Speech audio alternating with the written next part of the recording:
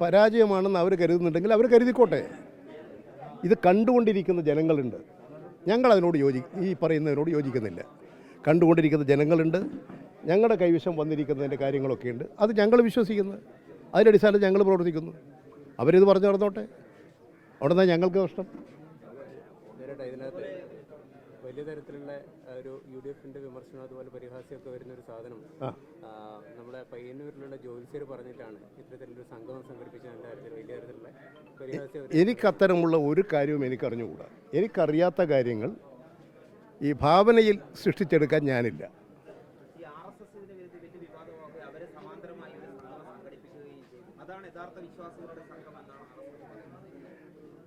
ഇനി RSS എന്നല്ല, ആർക്ക് വേണമെങ്കിലും ഇത്തരത്തിൽ സംഗമം സംഘടിപ്പിക്കാം. എന്താണ് ദേവസ്വം ബോർഡ് തീരുമാനിച്ചത്? ഇത് ഒരു അന്താരാഷ്ട്ര നിലവാരത്തിലുള്ളൊരു വലിയ കേന്ദ്രീകരണ സ്ഥാപനമാകണം. അത് കേരളത്തിൻ്റെ താല്പര്യമാണ്. അത് നമ്മുടെ പത്തനംതിട്ടയുടെയും കോട്ടയത്തിൻ്റെയും അതുപോലെ തന്നെ എറണാകുളത്തിൻ്റെയും ഒക്കെ വലിയ തരത്തിലുള്ള വളർച്ചക്കിടയാക്കും. ഞാനിവിടെ പറഞ്ഞ കാര്യം നിങ്ങൾ ഓർക്കുന്നുണ്ടായിരിക്കും. ഇപ്പോൾ സൗദി അറേബ്യ എത്ര ലക്ഷം ആളുകൾ ആ വിമാനത്തിൽ പോവുകയും അവിടെ എത്തുകയും ഈ വ്രതാനുഷ്ഠാനങ്ങളിൽ അവരുടെ ഇതിൽ പങ്കെടുക്കുകയും ചെയ്തുകൊണ്ട് അവിടെ ദർശനം നടത്തി വരുന്നത്. അത് ആ രാജ്യത്തിൻ്റെ മുഴുവൻ വളർച്ചയില്ലേ, എന്തൊരു മാറ്റമാണ് അവിടെ ഉണ്ടാകുന്നത്. എത്ര കോടിയുടെ വ്യാപാരമാണ് നടക്കുന്നത്.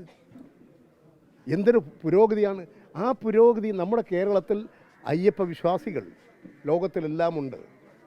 അതിൻ്റെ ഭാഗമായി ലോകത്തിലുള്ള എല്ലാവരുടെയും സഹകരിപ്പിച്ചുകൊണ്ട് ആ ക്ഷേത്രത്തിൽ വരുന്ന വിശ്വാസികളുടെ വിശ്വാസം കാത്തു സൂക്ഷിക്കാൻ, അവർക്ക് സുഖകരമായി വിശ്വാസം കാത്തു സൂക്ഷിച്ച് പ്രവർത്തിക്കാൻ, അത് കേരളത്തിൻ്റെ ആകെ പൊതു താല്പര്യമാക്കി മാറ്റിയെടുക്കാൻ കഴിയത്തക്ക നിലയിലുള്ളൊരു നടപടിയിലേ സ്വീകരിക്കുന്നത്. എന്തിനാ അതിനെ എതിർക്കുന്നത്? സംഗമത്തെ എന്താ ലക്ഷ്യം? ഈ കേരളത്തിൽ നമ്മുടെ കോട്ടയം ജില്ലയും പത്തനംതിട്ട ജില്ലയും എറണാകുളം ജില്ലയിലും ഇന്ന് നിങ്ങൾ നോക്കുക, അയ്യപ്പ ദർശനത്തിൻ്റെ ഭാഗമായിട്ട് ശബരിമലയിലെ നട തുറക്കുമ്പോഴേക്കും എത്രമാത്രം മനുഷ്യരുടെ വന്നെത്തുകയാണ് അയ്യപ്പ ഭക്തന്മാർ. ആ നാട് മുഴുവൻ വെളിച്ചം പകരുകയല്ലേ, ആ നാട് മുഴുവൻ ഉണരുകയല്ലേ. എന്തിനാ ഉണർവിനെ കെടുത്തുന്നത്? എന്തിനാ ഈ 3.5 കോടി മലയാളികളുടെ നാട് ലോകപ്രശസ്തമാകുന്നതിനെ, അയ്യപ്പ ക്ഷേത്രം ശബരിമല അത് ലോകപ്രശസ്തമാകുന്നതിനെ എതിർക്കുന്നത്? ഇത് കേരളത്തിൻ്റെയും പൊതു താല്പര്യത്തെ നിഹനിക്കുന്നതാണ്.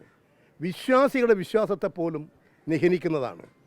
അതുകൊണ്ട് ഇത്തരത്തിലുള്ള നടപടികളിൽ നിന്ന് യഥാർത്ഥ തെറ്റ് തിരുത്തി പോവുകയാണ് അവരെല്ലാം വേണ്ടത്.